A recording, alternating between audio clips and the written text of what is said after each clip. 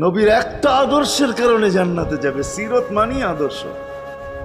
আর এটা আমরা কদমে কদমে মুহতাজ।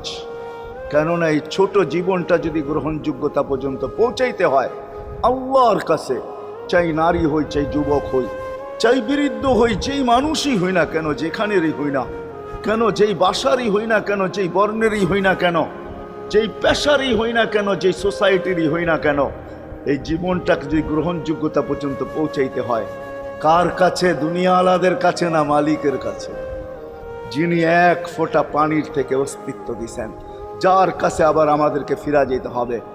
পালানের কোনো সুযোগ নাই। এই জন্যই কোরআন আমাদেরকে বোঝায় আইনাল মাফার।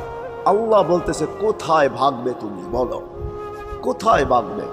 কবির কথাই সত্য, যদিও নাকি পালাও তুমি আকাশেতে লাগিয়ে সিঁড়ি, সিঁড়ি লাগাও যদি